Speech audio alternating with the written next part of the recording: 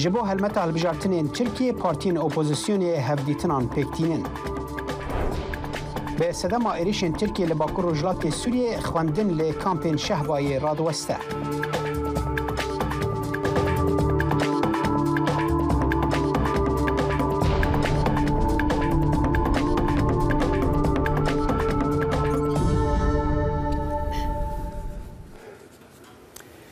شدنگی امریکا سلاو رزن داخل شمو من صالح دمیجر برنامه کرد کونکشن جوارا پیشکش دکن.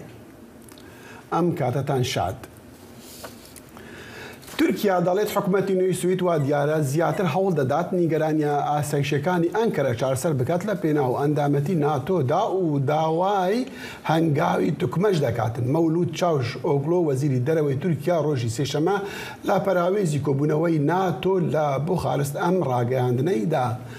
چاوش ئۆغڵۆ لەگەڵ هاوتا سویدی و فنلندیەکان کۆبووەوە ئەنکەرە ئەو دوو وڵاتە هی باکووری ئەوروپا بە تایبەتی ستۆکهۆلمی تاوانبار دەکات بە داڵدەدانی پەکەکە کە بە تیرۆریستان دەزانێت و بۆیە ئامادەش نەبووە سەرباری ڕێکەوتنی مەدریس لە مانگی شەشی ڕابردوودا ئەندامەتیان پەسەند بکاتن. وەزیری دەرەوەی تورکیا گوتیشی پێمان گوتون هەنگاوی کۆنگریتیمان نەبینیوە لەسەر ئەو پرسانە لەوانە ببورین لەوانە ڕادەستکردنی تاوانباران و سەرکردنی سامانی تیرۆر تا ئێستا پەرلەمانی تورکیا و هەنگاریا لە ناو 30 وڵاتانی ناتۆدا داواکاریەکانی ئەو دوو وڵاتە پەسەند نەکردووە. لە لایەکی ترەوە سکرتێری گشتی ناتۆ یەنس ستۆلنبەرگ جەختی لەوە کردووە کە کاتی ئەوە هاتووە ئەو دوو وڵاتە وەک ئەندامی تەواوەتی هەوپەیمانیەکە پێشوازیان لێ بکرێتن، بەڵام ڕەزامەندی ئەنکەرەش بەندە بە هەنگاوەکانی داهاتووی ستۆکهۆلم. ئایا حکوومەتی نوێی سوێد هەڵویستی پەیوەست بە ئەندامبوونی ناتۆ و پرسی کورد گۆڕیوە؟ خانمێکی زۆر لە نێزیکەوە پەیوەندی ئەم بابەتەی هەیە لەگەڵماندا. تارە توانە سەرۆکی یەکێتی ژنانی پارتی سۆشیال دیموکراتی سوید لە ستۆکهۆلم ڕاستەخۆ لەگەڵماندا. تارەخان ئەم کاتت باش وەزیری دەرەوەی تورکیا دەڵێت کە هەنگاوی کۆنکریتیان لە سوید داوا کردووە لەسەر چەند پرسێک لەوانە ڕادەستکردنی تاوانباران و سەرکردنی وەکو گوتیان سامانی تیرۆر. ئایا حکوومەتی ئێستای سوید ئامادەیە مەرجەکانی حکوومەتی ئەردۆغان جێبەجێ بکاتن؟ سەرەتادا هەروەکو زانین کە تورکیا بە توندی بەرەنگاری لە پەسەندکردنی داوای ئەم وڵاتانی واتە فینلاندا و سویدی کردووە، یانی واتە تورکیا زۆر دژی ئەو بە ئەندامبوونی ناتۆ بووە لەگەڵ فینلاند و سویدا. بەڵام ئەم حکوومەتە تازەی ئێستا حکوومەتێکی بۆرژوازیەکانە یا کۆنسەرڤاتیڤەکانە کە ئێستا دەسەڵاتیان هەیە لەبەرەوە زۆر هەوڵ ئەدەن کە لەم پرۆسەیە سەرکەوتوو بن، واتە بە ئەندامبوونی وڵاتی سوید لە ناتۆ زۆر بۆیان گرنگە. وتاکو ئێستا چەند کۆبوونەوەیشیان کردووە. سەرۆکی حکوومەتی سوید بۆ نمونە بۆ سەردانی تورکیای کرد پێشەن هەفتەیەک لەمە و پێش، بەڵام تاکو ئێستا با بڵێن تورکیا هەوڵی لەو مەرجانی کە خۆی دایناوە کە پێی وایە کە مەرجی داناوە بیانی سوورە لەسەر ئەو بڕیارەی خۆی. بەڵام وڵاتی سوید دەڵێن تاکو ئێستا ئەو مەرجانەی کە بڵێن تورکیا داوای کردووە لەو هەڵپەیمانیەتیان نییە، لەو ئیتیفاقیان نییە. لێرەیە ینی کێشەکە لەوایە کە تورکیا قسەیەکە کات و دوای ئەوەش کە چی پەسەند کراوە لەو هەڵپەیمانیە شتێکی تراوە بێت. بەڵێ تارەخان دوو بابەتی گرنگ هەن کە ئەم کێشە بەلای تورکیاوە هەڵبەتە گرنگن. یەکێکیان فنلەندیش بۆ ڕادەستکردنی چەند کەسێک داواکراون لە تورکیا. ئەمە یەک بابەتێکە کە لای سویدیەکانەوە شتێکی زەحمەتە بکرێ. ئیدوەمیش ئەوەیە پشتیوانی لای یەپەگا و هێزەکانی کوردی باکووری ڕۆژهەڵاتی سووریا بکەن کە ئەوانە شەڕی تیرۆر دەکەن. ئەمە سویدیەکان ئەمەش پێیان باش نییە کە تورکیا داوا دەکە کە یارمەتیان لە یارمەتی لەسەر ئەوانە ببڕێ. ئەمانە تا چەندێک حکوومەتی ئێستای سوید وەکو بڵێ ڕێکەوتن ئامادە ڕێکەوتن لەگەڵ تورکیا؟ بەڵێ ئەومان بیر نەچێت کە ئەو با بڵێن داواکردنەی کە ببوونە ئەندامبوونی وڵاتی سوید لە ناتۆ هەموو حیزبەکانی پەرلەمان زۆر چاکە بێجگە لە حیزبی با بڵێن چەپ ینی هەموو پشتگیری لەو بڕیارە کرد. و ئەو بڕیارانەی کە بڵێن ئەو هاوپەیمانیانەیە و خاڵانەی کە لە هاوپەیمانیەکە هەیە بێگومان ئەوە با بڵێن خاڵی سەرەکیەکە ئەم حیزبە تازە ئەم ببوورە ئەم حکوومەتە تازەیەش ئەبێ پەیڕەوی بکات بەڵام بەنسبەت پشتگیریکردن لە یەکپەگە بۆ نمونە لەبێ با بڵێن پاکەکە خۆی وەکو بە حیزبێک تێرۆریستێک ناو ئەبرێت لە بەداخەوە لە یەکێتی ئەوروپا و هەروەها سویدیش بەڵام یەکپەگە بە هیچ شێوەیەک ینی هەتاوەکو ئێستا وڵاتی سوید یاخۆت هاوڵاتیانی سوید خۆشەویستێکی زۆریان هەیە وەکو خۆشت ئاماژەت پێکرد دژێ ئەوەن کە با بڵێن تورکیا داوا ئاکات کە ئەمانی با بڵێن یەکپەگەش وەکو پاکەکە بە تێرۆریست ناو ئەبرن یاخۆی بە ناویان ببن ئەمە قبول ناکرێت لەبەرەوەی ئەو هۆیپەیمانی کە نووسراوە ئەوەیە وەکو بە بڵێن خاڵی سەرەکیە کە هەتاوەکو ئێستا ئەم حکوومەتە تاوازای بەردەوام بێ لەسەر ئەو پرۆسەیە کەواتە هیوای سویدیەکان هیوایان هەیە کە ببن بە ئەندامی ناتۆ لە کاتێکی نزیکە بەڵێ لە ئێمە ئەمانەوێت وەکو خۆتەزانیت 28 وڵات تاکو ئێستا ینی پشتگیری کردووە بە ئەندامبوونی وڵاتی سوید لە ناتۆ هەنگاریە ماوە وهروها تورکیا شاف هەنگاری ئازانین لەبەرەوەی کە بڵێن ڤیکتۆر زۆر ئەوەیە بەلایەوە ینی سەرۆکی حکوومەتی هەنگاریە زۆر بەلایەوە گرنگە کە دڵی رووسیا ڕازی بکات بۆیە خستێت مانگی دوو بەڵام تورکیا هەوڵەدات ئەو پرۆسەیە دوور و درێژ بخاتەوە لەبەرەوەی کە هەڵبژاردەکانی تورکیایەتەوە ئەمە هەلێکی زۆر باشە بۆ ئەردوگان کە بتوانێت پۆسیفۆنێرەی خۆی بکات یاخۆت زیاتر خۆی پیشان باکەوەکو سەرۆکی حکوومەتی تورکیا کە پرسی تورکیا ئەباتە دەرەوەی وڵاتەوە کە پیاوێکە ئەتوانێت پرسیاری نێونەتەوەی بەرێتە پێشەوە. تارەخان پێشتر قسەمان کردووە لەسەر ئەم بابەتە بیردێت هاوین ڕابردوو لە ستۆکۆڵم بووم زۆر قسەمان کرد لەسەر ئەم بابەتە تۆ یەکی لەوانە بووی وەکو کوردێک ئامادە نەبووی کە سازشت بکەی لەسەر ئەوەی کە کەسێک لە سوید کورد بێ کوردش نەبێ بدرێ بە ئەنکەرە بە تورکیا لەوانە یەکێک لە ئەندامانی کە احتیمالە ئێستا لەگەڵمان بێمە هەوڵ دەدەین لەگەڵ پاکەین ئامینە خان یەکێک لەوانە بوو کە ئەندامی پەرلەمانی سوید بوو ئێستا چی دەڵێ ئێستا سووری لەسەر ئەوەی کە وڵاتەکەی خۆت یان حزبەکەی خۆت سۆشیال دیموکرات ساژس ناکات لەسەر ئەم بابەتەیە ئەوەمان بیر نەچێ ئەمە شتێک نییە کە بەس ینی بڵێن وشەی من بێت بەڵکو وڵاتی سوید پابەندە بە هەندێک قانونەوە یاخو بە هەندێک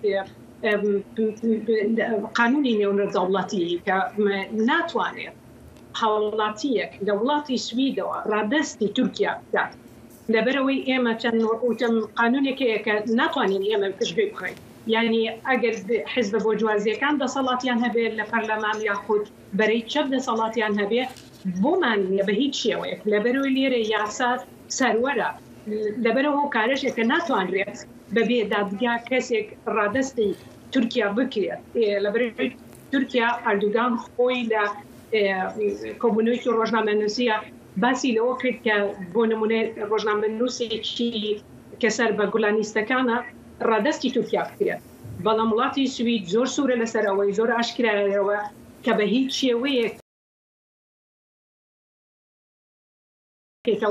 کەسێک کە لە پێشە تورکیا باسی کردبووە هەروەها ئەردوگان خۆی دەستنیشانی خەڵکی کردووە کە ڕادەستی تورکیا بکرێ بەڵام ئێمە ناتوانین بە هیچ شێوەیەک لەبەرەوەی یاسا سەروەرە. باشە پرسیارێکی دیکە تارەخان ئەوە بوو کە لەگەڵ ئێرشەکانی رووسیا لەسەر ئوکراینە لە سوید بۆچوونی خەڵک گۆڕا ئەو وەختا پێشتر لەگەڵ ئەوەدا نەبوون کە ببن ئەندام بابەتێکی زۆر گرنگ بێ بۆیان بە گرنگیان نەدەزانی بەڵام دوای ئەوەی دوای چەند مانگێکی ئەو شەڕی رووسیا لە ئوکراینە خەڵکی سوید ڕای خۆیان گۆڕی زۆربەی خەڵک لەگەڵ ئەوەدا بوون کە ببن بە ئەندامی ناتۆ ئێستا دوای نزیکەی دەمانگ ئەو شەڕە هێشتا سویدیەکان هەست بەوە دەکەن کە هەڕەشەیەک لەسەریان هەیە لە لای رووسیاوە بۆ نمونە بێگومان بەپی ئەوە ئامارانەی کە کراوە تاوەکو ئێستا بۆچوونی هاوڵاتی سوید نەگۆڕاوە وەکو جەنابەت باسی کرد لە پێش هاوڵاتیانی سوید زۆر نێگەتیڤ بوون لەوەی کە ببنە ئەندامی ناتۆ بەڵام بێگومان بەهێرشکردنی رووسیا بۆ سەر وڵاتی ئۆکراینە ئەمە تەنها هۆکارێک نەبوو بەڵکو رووسیا دەمی ساڵە کە ئەوێت دەسەڵاتی هەبێ بەسەر دوورگەی گۆتلاند کە دەکەوتۆتە باشووری ڕۆژئاوای سویدەوە بۆ نمونە شوێنێکی استراتیجیە ئەو دوورگەیە ئەوە یەک. دووەمیشی رووسیا هێرشی بۆ نمونە هەوایی کردوتە سەر وڵاتی سوید سنووری دابەزاندووە و هەروەها لە ڕێگەی دەریاییشەوە وبینیشمان ئەو بۆریەنەوتە غازانەی ببوورەکە ئەچێت بۆ ئەوروپا بۆ نمونە بۆ ئەڵمانیا لەسەر سنووری زۆر نزیکی وڵاتی سوید بوو کە تەقەنرایەوە پێش چەند مانگێک لەمە پێش. ئەمەش ینی سیناڵێکە کە رووسیا ئەیدا بە وڵاتی سوید بۆ ئەوەی کە پیشانی باکە ئەگەر ئێمە بمانەوێت هێرش بکەین ئەتوانین و دەسەڵاتیشمان هەیە کەم نەبووەوە لە وڵاتی سوید. تارەخان ئەگەر باسی فلەند بکەین زیاد باس ناکرێت لەوەتەی کە تورکیا ئەوەندەی کە باسی سویدەکە باسی فلەند ناکە بەڵام دیارە سویدیەکان و فلەندیەکان هەمان هەڵوێستیان هەیە هەمان بۆ چۆنیان هەیە لەسەر ئەوەی کە ببن ئەندامی ناتۆ وایە؟ دروستە ئەو هۆکارێکی کە بە بڵین ڕۆشنایی زۆر خرێتە سەر وڵاتی سویدیا خۆ زیاتر باس لەسەر وڵاتی سویدەکە بە تایبەتی ئاردۆگان لەبەرەوەیە کە هاوڵاتێکی زۆر بە بڵین ڕەچەڵە کوردن لە وڵاتی سویدن ئەگەر بەراوردی بکەی لەگەڵ فینلاندا بێگومان ئەمەش بۆتە هۆکاری ئەوەی کە تورکیا پێی وایە ئێمە بووینەتە هەوارگەیەک بۆ ئەو تێرۆریستانی کە بڵین کە ئەردوگان ناویانە بە تێرۆریست هەڵبەتە مەبەستی پەکەکە یەپەگەیە یانی بە شێوەیەکی گشتی سیاسیەکانی وڵاتی کوردستانی باکوور و هەروەها گوڵانیستەکان لەبەرەوەیە کە بڵین زیاتر ئەو دێباتە زیاتر بڵێن ڕۆشنایەکراتە سەر وڵاتی سوید. تارەخەم دەزانم چەندێک لەو کەسانەی کە ناویان لە لیستەکەی تورکیادا هەن ناسراوی تون و دەیانناسی و پەیوەندیت لەگەڵیان هەیە یەکێک لەوانە ئامینە خان کە ئەندامی پێشووی پەرلەمان بوو خەریک بوو بڕیار وابوو لەگەڵمان بێ بەڵام دیارە پەیوەندی لەگەڵەوە زۆر ئاسان نەبوو. زۆر سوپاسی جەناب دەکەم تارەخان. زۆر سپاس بۆ ئێوە. تورکیا لە هەفتەی ڕابردوودەیان زیاتر لە هەفتەیەکە زنجیرەیە کێریشی ئەسمانی بۆ سەر چەکدارە کوردەکان لە باکووری سووریا دەستی پێ کردووە. هەندێک لەو ئامانجانەی دوور نەبوونە لە بنکەکانی هێزەکانی هەوپەیمانان. ڕەجەب تەیب ئەردۆگان سەرۆکوماری تورکیا شوژداری داوە کە بەم زوانە ئۆپراسیۆنێکی زەمینی دەکاتە سەر ئەو هەرێمانە. ئایا ئەردۆگان باڵێنەکەی بۆ داگیرکردنی باکووری سووریا جێبەجێ دەکات؟ ڕێباس مەجید ڕۆژنامەنووس و خوێندکاری ماستەر لە توێژینەوەی زانستەکان ڕۆژهەڵاتی ناوەڕاست لە زانکۆی ئازادی بەرلین وەڵامی ئەم پرسیارە و چەند پرسیارێکی تر دەدات. ئەم کاتت باش ڕێباس چۆنی وەڵامی تۆ بۆ پرسیارێکە مایە ئەردۆگان نیازی خۆی جێبەجێ دەکاتن؟ سڵاو کاتی ئێوە باش لە ڕاستیدا ئەو هێرشی کە سەرۆکۆماری تورکیا ڕەجەب تەیب ئەردۆغان ئاماژەی پێەکە شتێکی نوێ نیە. چەند مانگێکە و بەبەردەوامی هەڕەشەیەوەیە کرد ئۆپراسیۆنێکی نوێ بۆ سەر باکوور ڕۆژهەڵاتی سووریا یانەوەی پێوترێ ڕۆژاوا ئەنجام بدات.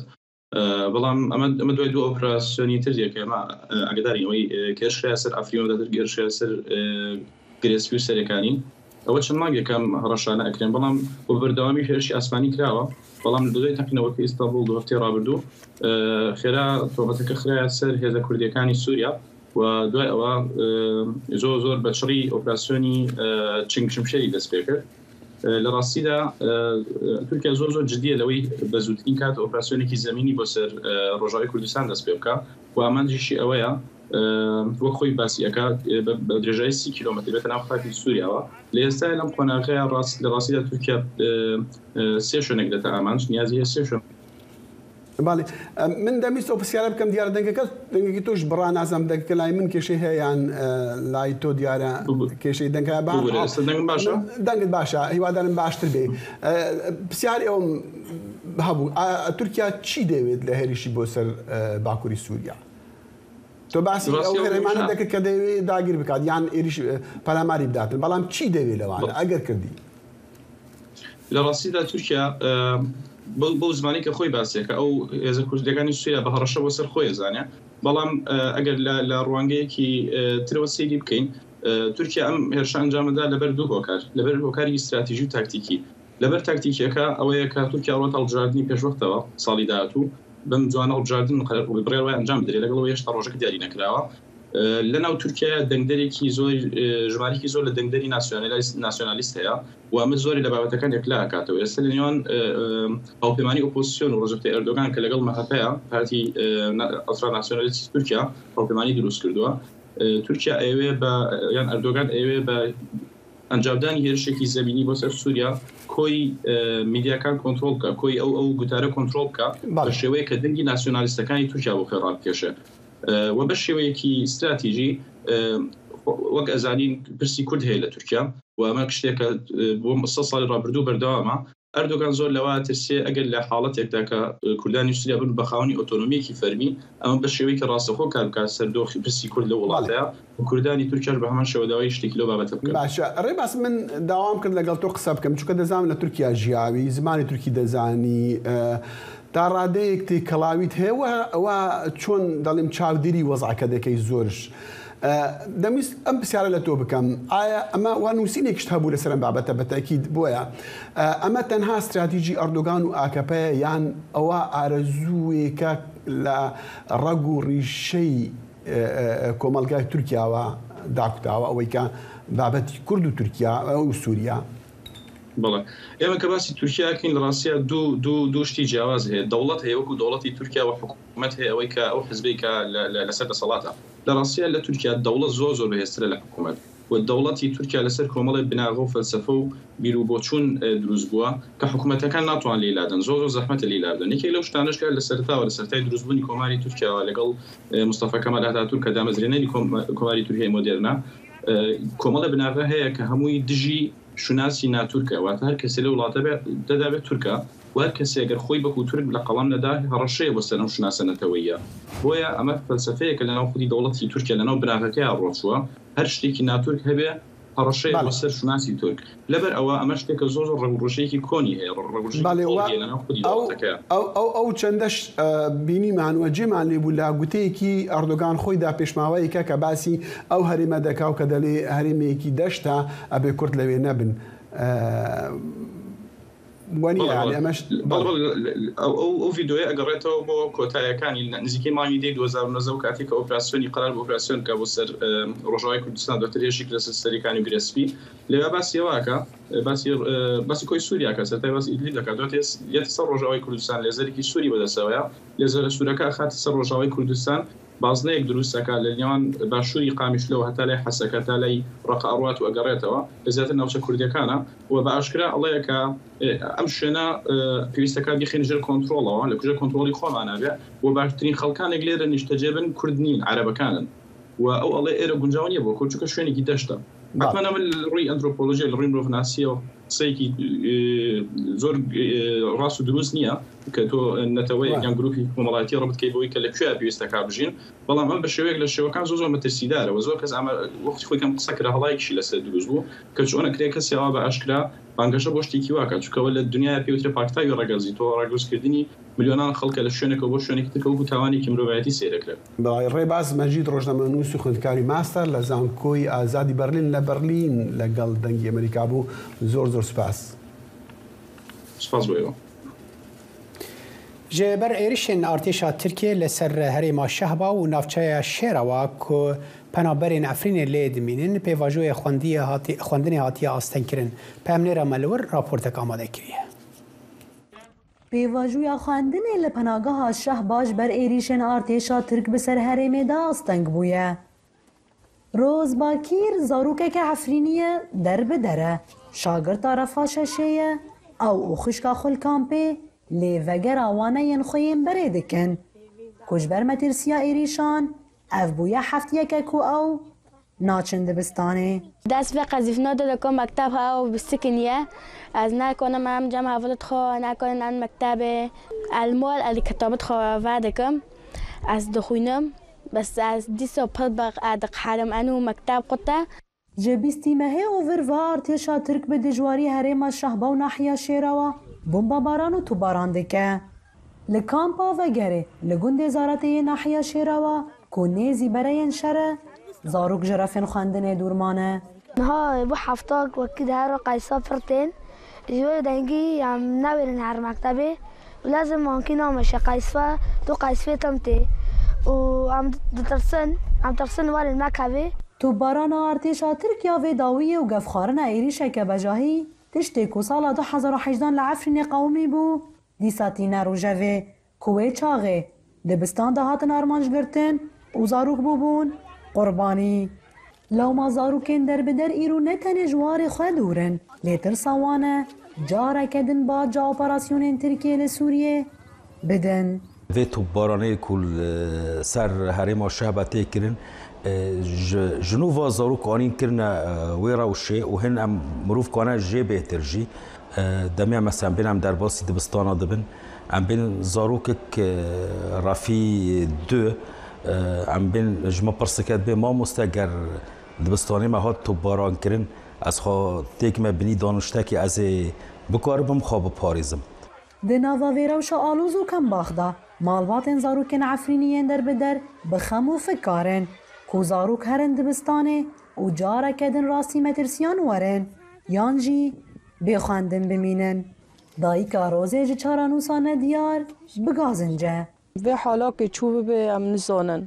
ام خاود كان ام دبن يا ربي هالترى ام كسبات حتى سبي ام كبمينن نامينن دفي مخيمنا دو ام هنا كوچبر بينا قچ كما نزوم خوندن پیشه گندی حرمیه خوندن کوک پیش بی هفته کین زیده نان مکتبش دنگی وی داربنو وی دارنو هیجای گوتنه یکو 15,000 زاروکن عفرینیین در بدر لپناگاه شهبا لحفتی و دو خواندنگهان به زمان دایی که پرورده آخواه توی همو شرط و مرجن در بدر بونه دبینن نوروز را شدنگ امریکا شهبا وزیر بروانی امریکا لوید اوستن به روزا چهارشنبه را به هفته خوی ترکیه خلوصی آکارا گوته بو کو او پنتاگون دجبری خوی یعنی اپوزیسیون خوی راست بو هر ایریشک ترکیه یا نول باکر رجلات سوریه درد بره و وی گوت لگور داخویانی که کدوه پنتاگون بلافکری کو اف ایریش مترسی دن سر کارمندین امریکا کلوی داره به هیزن سوریه دموکرات را کار دکن جبو تکبرنا گروپا تروریست داعش و گوت وان روجن بوریده اف ایریش بون آستنگ لپیش هفکاری هیزن کرد و هیزن امریکی لوان افشیان دوه جی دوی درباره دا امریکا را گهانده بو کوان نوبدارین هفبش به هیزن سوریه دموکرات را لحریم کم کرنه ئەمریکا سەرچاوەی متمانە پێکراوی هەواڵ و زانیاری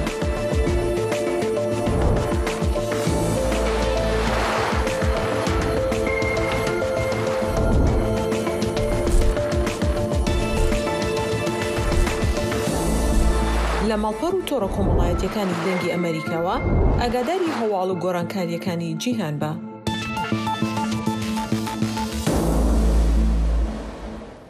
ولا تركيا حزب كردية كان لبروسي هبرجنكاني مانجي ششي داهادودا بردوامي با هاو بيماني خويان ددن بارتي ديمقراطي قالان لهالبجادني صالي 2018 ولا لشارع كردية كان بتايبت بو هالبجادني شاروانية كان هاو بيماني كردي دامزران بو بلام دواي هالبجادنكانش ام هاو بيماني و دانستان لباري هالبجادني داهاتو هر بردوام بون خلجان فارقين بأمري دنگي أمريكا لآمد أم راپورتين أردوا هفسروكا بارتي هرمين ديمقراطيك يه كونغرا جواكا ديمقراطيك جده و پارلمنتري HDP جبو پروسال بجاتنه دست به سردانا پارتین کردستانی کرن. هفسروکا DBP صالحا آیدنیز و یک جده بردان استرک و پارلمنتری HDP امام تاشعر به پارتی دموکراتیکا ترکیه دست به سردانان کرن. هجای برخصنه کو HDP لباشار کردان جبو هلبجارتنه به پارتین کردستانی را اتفاق کردستانی اعلان کربو و اف سردان جدوی چارچوبه دا جبو پلان سازیا هیاما هلبجارتنه. صالحا آیدنیز هفسروکا DBP آنی زمان حکومت جبو که دستلاتی خواهش دست هندانه که پلان گشکرنا شرده که و یکیتی کردان جیل هم بروان پلانم برسبا هری باشه. هلبجارتنا 2023 و شر اوی به هفرا بردوان بر. وی امتزانن لیبلی لازمه که وی هلی دا به یکیتی و یعنی هلا کردستانی دا بیکیتیه کی جبونا خطا سیامین وره پلان ساز کرد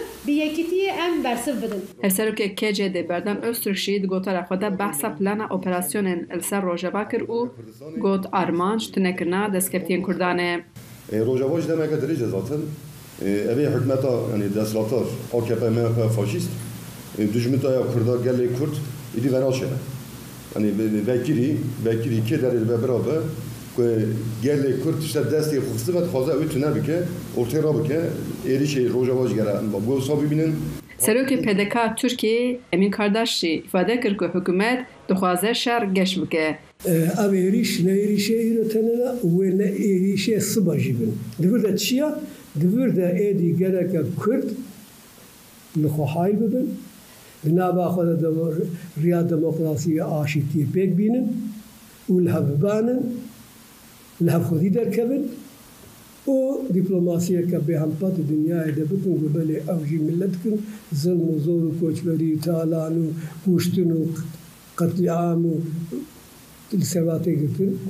Siyasetvanên Kurd wê sê rojan serdana Partiya PDK Bakur, Tevgera Azadî, Partiya Komûnîsta Kurdistanê, DDKD û Partiya İnsan û Azadiyê bikin. Ev civîn wê ji çapemenî re girtîbe. Xecî Canfarqîn, Dengê Amerîka, Amed. جبو آگاهی بهتر لدور کمبون و هفدیتن پارتین اپوزیسیون ترکیه و پلان وان جبو البجارتن سالابه پامنیرا ما خجیجان فرقین جا آمده بمریا دم باش خجیجان اف هفدیتن دکارن ببن دسپیک جری کفتنه که بهزد نابرا وان پارتیان ده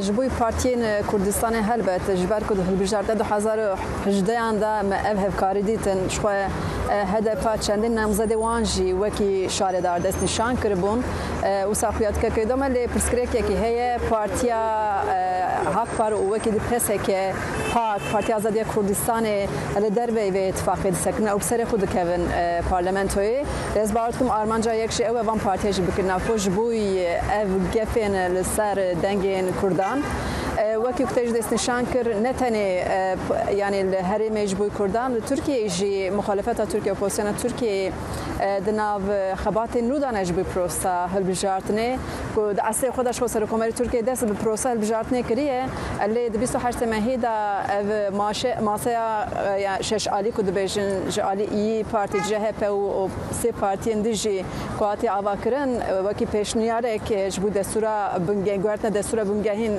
پروژه خو آنین زمان و اشکره کرن جبود هلبجارتنه لی هلبت جبود وجه گلک رخنه هنه جبرکو بحث دستورا بنگهین کلی هدفت داتنا جبرکو هجی هدف جبود هلبجارتنا هرمی آثر و کماری پارتی که کلیده لگوری لکولینن لپرسینن سیاسی دنگ ادبیج نوا ده و یازده دخلیت که شیرو وکرن سیاسی بالدن سرویه که دبن یعنی گر یعنی ماسه شش عالی دماغ و بحث گوهرتنا سر و کماری بکن یعنی جهل بجارتنی بکن نکاره چاوه خو جدنگ هدفش دنگ کردارا بگره جبروی صدم اف پیشنیاری وان تیری هل بجارتنی جناک جبرکو جسدی حشته هل بجارن ترکیه دبیجن کو پرسکری کما هری مازن کریز اکونومیه لی ام دبینن که اپوزیسیون هیچ دوی وارده خو آماده نکریه باشه خجیجان ندایه یعنی اگر ام ببرز خفتن تدبرم اگر ام بدن برچاوان کو AKP جی بریدم که به هفدیتنک به هدف را چه کربو و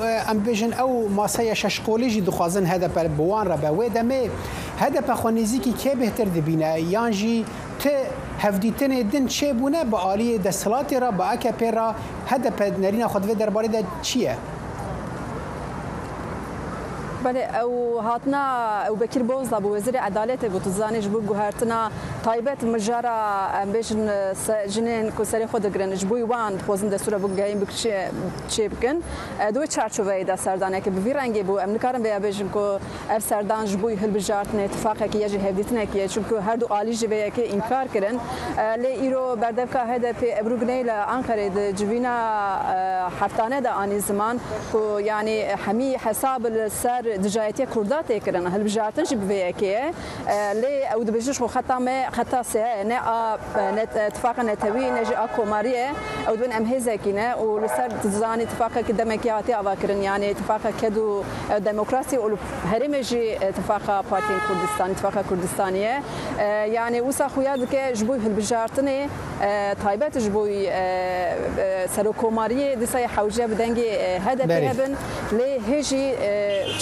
چاوريه که بالبجارتنه که پیشتمی چه به يعني نورمال وقت حزرانه لجنابران نیسان و گلند احتمال که زیاده هي هالبجارتن دست پی بکه هر تشت يعني افجد چارچوبه و هلمته ده پارتی که کلیده بله خدیجان فرقین پامنی را ماجا آمده سپاس بوان زانیاریا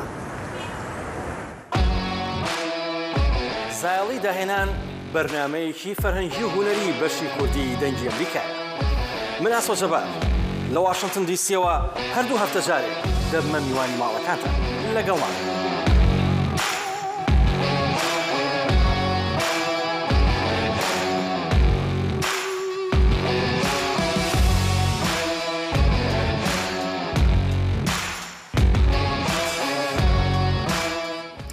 ئەنجومەنی سیناتی ئەمریکا ڕۆژی سێشەممە پرۆژە یاسای پاراستنی هاوسەرگیری هاوڕەگەزخوازانی پەسەند کرد. یاسای ڕێزگرتن لە هاوسەرگیری داوا لە حکومەتی فیدرالی دەکاتن دان بە هاوسەرگیری بنێتن ئەگەر ئەو لەو ویلایەتەدا کاتی کە ئەنجام داوە یاسایی ببێتن. پرۆژە یاسایەکە لە بە 61 دەنگی ئەرێ بەرامبەر بە 36 دەنگی نەرێنی پەسەند کرا. پرۆژە یاسایەکە دیسان کە بە شێوەیەکی ورداژراوە مەبەست ڕاگررتنی بریارێکی دادگای باڵایە کە مەترسی هەیە بریارێکی ساڵی 2015 کە هاوسەرگیری هاوڕەگەزخوازان یاسایی کردبوو لە سەرانسەری وڵاتدا هەڵ بەوەشێنتەوە. لە مانگی 6 هاوسەرگیری هاوڕەگەزبازان لە ژێرمەترسیدایە کاتێک کە دادگای باڵایی ئێستا کە کۆماریەکان بەسەری دازاڵن مافی لە باربردننی مناڵیان کە بڕیارێکی پێش 50 ساڵ بوو هەڵوەشاندەوە. سەرۆکی فرانسا ئیمانوێل مەکرۆن سەردانە خۆیان واشنگتنێدا رەخنەیە میواندارین خۆیان ئەمریکی کرد و ji qanûndanera ragot ku alîkariyên pêşesaziyên Amerîkî gelekî dijminahîne li hember Fransayê. Macron nîşan bi siyaseta Biden ya bi navê qanûna kêmkirina enflasyoniyan ku Helawsanê da ku dê bi milyaran dolar bide pêşesaziyên jîngeparêz bi piştgiriyeke xurt ji berhemhênerên ku bingeh li Amerîkayê ne. ماکرۆن پشتە لە بالیۆزخانەیە فرانسایê دووپات کرد لەسەر مژارە ئالیکاریان و گوت ئەو دikarin bibin xaleke nakok di navara Amerîka û Ewropayê de. Lê wî got têkiliyên Amerîka û Fransayê dimînin bihêz.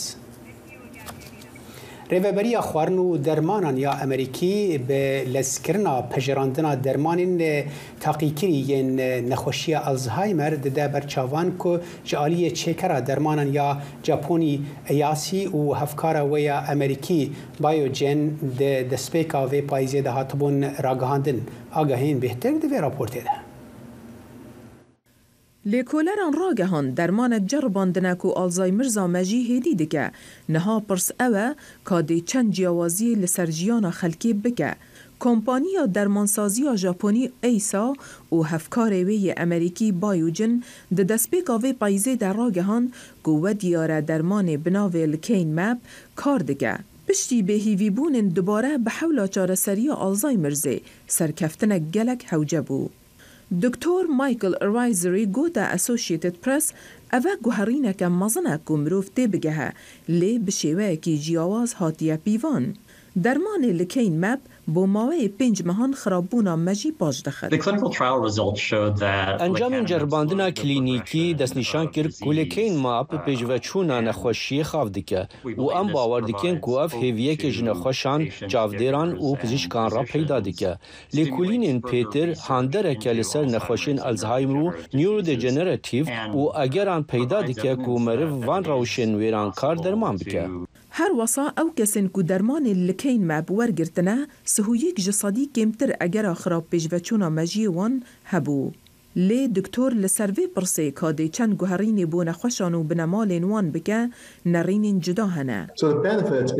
فەیدەوێ ئەوە کو پێشکەتنە نەخۆشیان کێم دکە دوێ جەرباندنا کلینیکیدا ji بوو مژارە لێکین ماب ku di 18 mehan da ji xala ey ber bi xala bî ve diçe kesên ku li ser pilêsa bûne dê 12.7 mehan da ji heman xala ey biçin xala bî. ماریا کارێلۆ بەرپرسا ناوەندا زانستیە ئالزایمرزê dibêje ev ezmûne giring in ji ber ku nîşan dide ev dermane dikare pêşveçûna nexweşiyê direng bixe.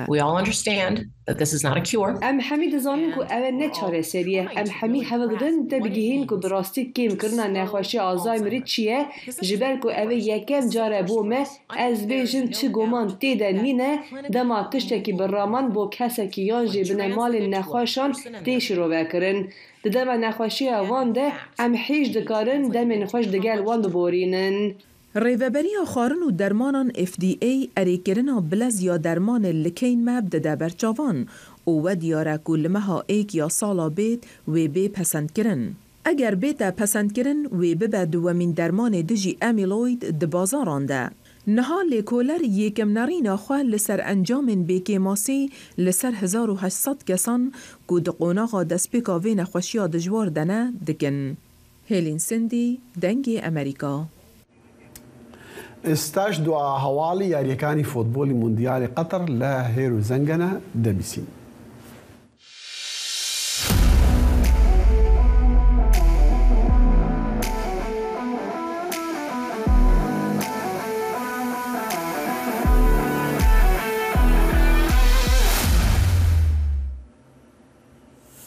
سڵاو بەخێربێنەوە بۆ بڕگەی جامی جیهانی 2022 لە قەتەر. هێشتا قۆناغی گروپەکان بەردەوامەوە لە گروپی سی ئەرژەنتین و پۆڵەندا چوون بۆ قۆناغی داهاتویان مسۆگەر کرد.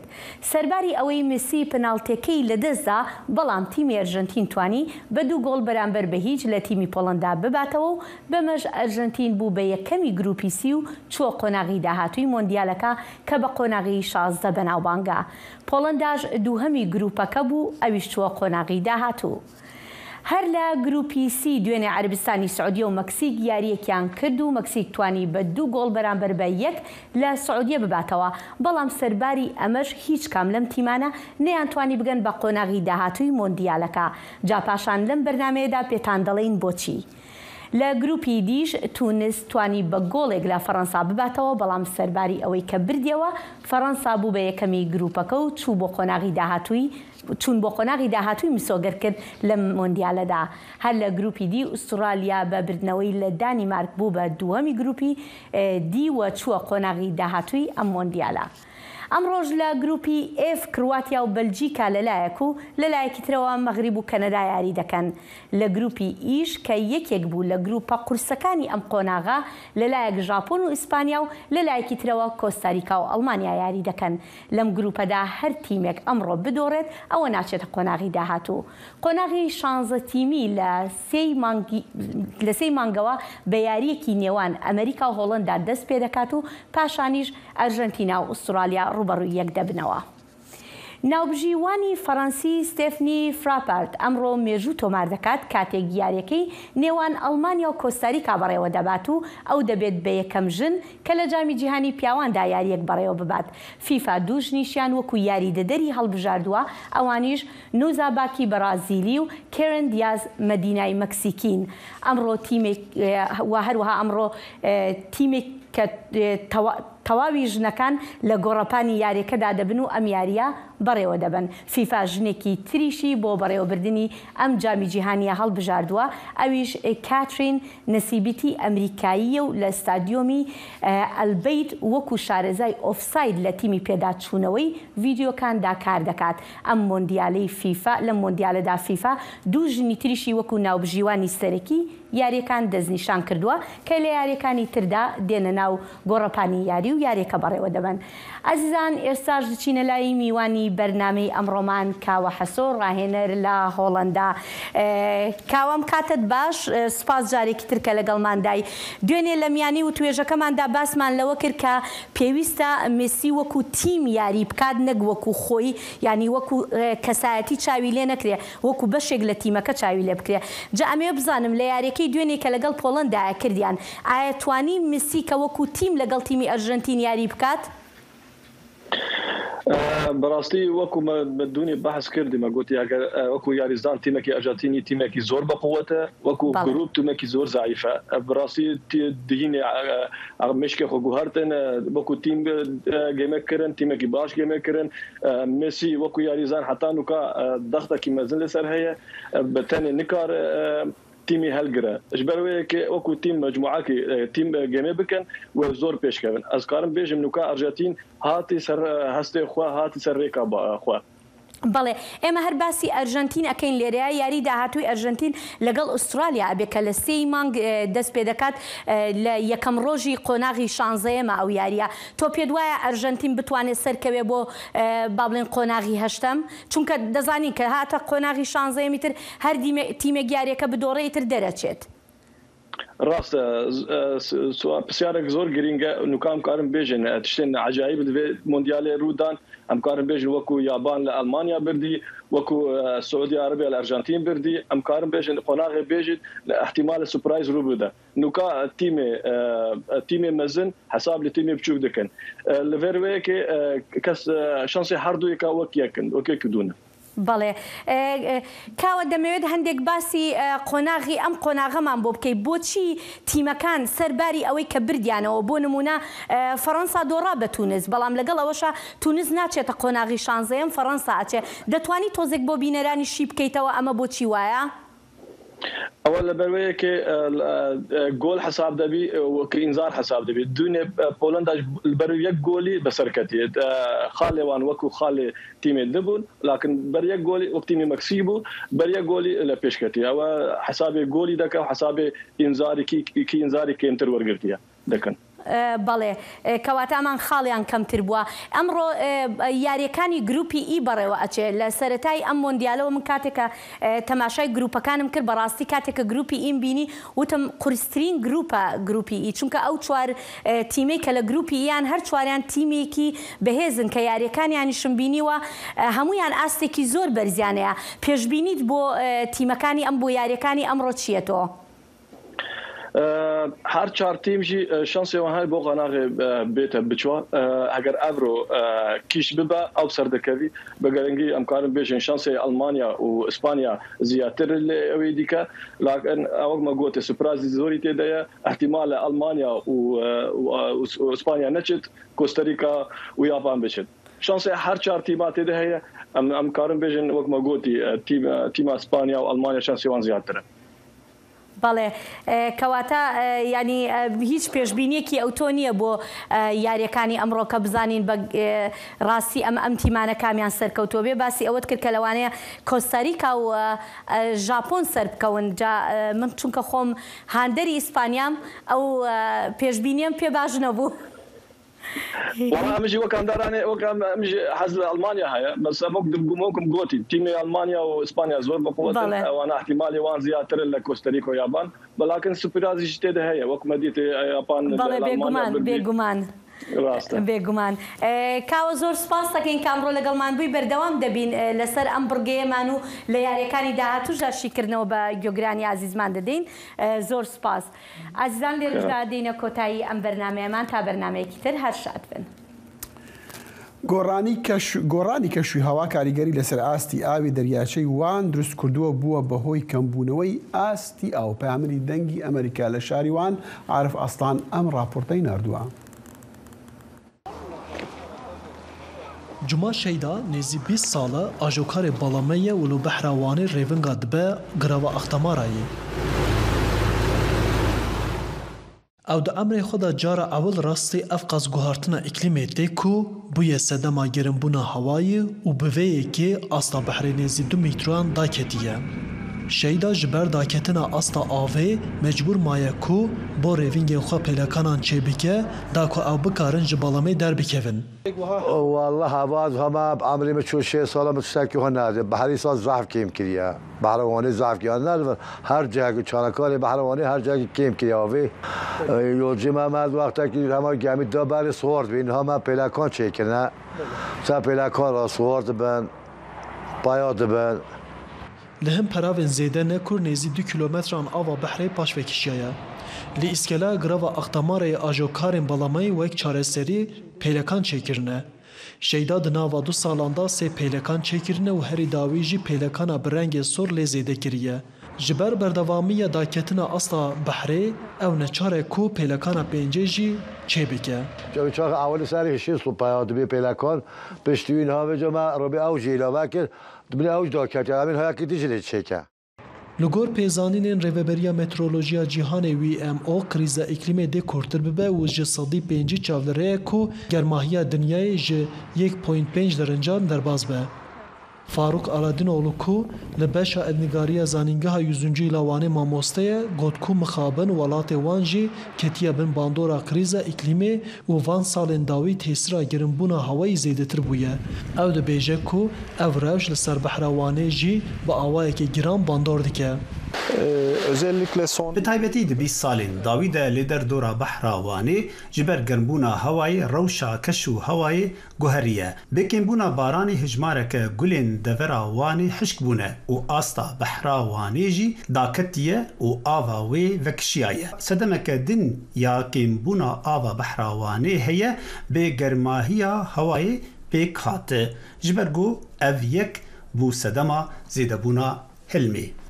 Aladinoğlu got ku divê ew rêveberiya avêya deverê bidin avakirin da ku zû rewşan nû tahlîl bikin û li gor wê plansaziya pêşeroja xwe ava bikin. Divê em bo demeke dirêj rêbaza xwe ya rêvebirina avê plan bikin. Eger em plana xwe di vê rojê de nekin, em qedrê her çipka avê nezanibin, em ê di paşerojê de em ê pirsgirêka avê re rû bi rû bibin. Em neçarin got rêvebirin û plankirina avê hêj niha pêk bînin. Behra Wanê ku bi delaliya xwe stran û kilamên Kurdî xemilandiye, ev rewşa wê ya xirab ajokarê balamê Cuma Şeyda xemgîn dike. Ew mîna rûnişvanên herêmê li benda çareserî û pêşniyarên zanyaran e ku xwe û Behra Wanê ji qrîza îklîmê biparêzin. Arif Aslan, Dengê Amerîka, Wan. وزیر دروی امریکا انتونی بلینکن لعلیکی جوینا وزیرین دروی ناتو لرومانیای پاکتک آلیکاری بو یامزن بو اوکراینای راگهان جبو چکرنا سیستم الکتریکی ان کو د ایریشن روسیای دا زیان دیتنه راگهاندنا وان آلیکاریان تده دمکی دا کو کیف خوش بو ایرشکه دنا عزمانی مزن را آمده دکه بهتر زانیاری دوی راپورتی ده. هاوکاتی ئەوەی وەرزیزستان لە ئۆکرانیا وا نزیک دەبێتەوە و پلەکانی گەرما لە زۆرێک لە بەشەکانی ئەو وڵاتە لە ژێر پلەی سفرەوەیە لە هەمان کاتدا رووسیا زیان بە لە 140 بەشی وزەی ئۆکرانیایی گەیاندووە یان تێک شکاندووە و بە ملیۆنەها کەسی بێ ئاو یان کارەبا کردووە. لە کۆبوونەوەکەی ڕۆژی سێشەمەی وەزیرانی دەرەوەی وڵاتانی ناتۆ لە بوخارست لە ڕۆمانیا سەنگ خرایە سەر یارمەتیدانی ئۆکرانیا. لە ئۆکرانیا وا شکست دێنێت و پوتین بە شێوازێکی زیاتر دڕندانە وەڵام دەداتەوە و هێرش دەکاتە سەر سیستەمەکانی گاز و یەڵەکانی کارەبا و هەوڵ دەدات ئۆکرانیەکان لە ئەو کارەبا و ڕووناکی و هەروەها گەرمی بێبەش بکات. وەزیری دەرەوەی ئۆکرانیا دیمیترۆ کۆلوبا لەگەڵ قسەکانی یانس ستۆلتنبێرگدا هاوڕایە. ئەگەرم حەویلە و جەنەرەیتەرمان هەبێت دەتوانین سیستەمەکانمان و وزە و وێزگەکانی کارەبا وەگەڕ بخەینەوە و دۆخی گوزەران بە ئەندازەیەکی گونجاو بۆ هاوڵاتیان دابین بکەین. واتە ئەوانەی سەرۆک پوتین وا هەوڵ دەدات لێمانی زۆت بکات. وەزیری دەرەوەی ئۆکرانیا دیمیترۆ کۆلوبا داوای لە ناتۆ کرد بە خێراییشێکی زیاتری بەرگری ئاسمانی دابین بکات بۆ ئەوەی بتوانن ئەم بازنە بەدکاری رووسیا بۆ کاولکردنی ژێرخانی وڵاتەکەیان تێک بشکێنن. ئانتنی بلینکنی وەزیری دەرەوەی ئەمریکا کە لە تەنیش هاوتای ڕۆمانیەوە ڕاوەستاوە گوتی دوژمنکاری رووسیا ئەمریکا و هاوپەیمانی ناتۆ سارد ناکاتەوە. رووسیا چەند بەشێکی دەریای ڕەشی گۆڕی بۆ ناوچەیەکی جەنگ. ئێمە موشکەکان کە لە کەشتێ جەنگیەکانەوە داهاوێژیان لە شار و شەڕشەکانی ئۆکرانیا دەدات دەیبینین. هەروەها رووسیا بەندەرەکانی ئۆکرانیا بربەست دەکات و دژوارترین قەیرانی ئاسایشی خۆراکی خوڵقاندووە. ئەمریکا ڕۆژی سێشەمە ڕایگەیاند بە بری پتر لە 53 میلیۆن دلار یارمەتی بۆ وێزگەی کارەبا بۆ ئۆکرانیا دابین دەکات. سەرباری ئەوەش ئەمریکا پتر لە 55 میلیۆن دلار بۆ پشتیوانی لە بەشی وزەی تەنگەتاوی بۆ ئۆکرانیا بۆ جەنەرەیتەر دابین دەکات بۆ یارمەتیدان لە وەگەڕخستنەوەی کارەبا و هەروەها سیستمی گەرمی. بۆ سندی سین سمکۆ عەزیز دەنگی ئەمریکا. بینن هێژا کورد کۆنێکشن ڤەر بداوی هاتان بهێوینە تشتێمە پێشکەشیری بدلێوا بوون تاجارەکردن ببینە نافێر خۆشیێدا. هەتا بەرنەما سوهەیە کورد کۆنێکشن هەر شاد و بەختەوەر بوون و خوداحافیز.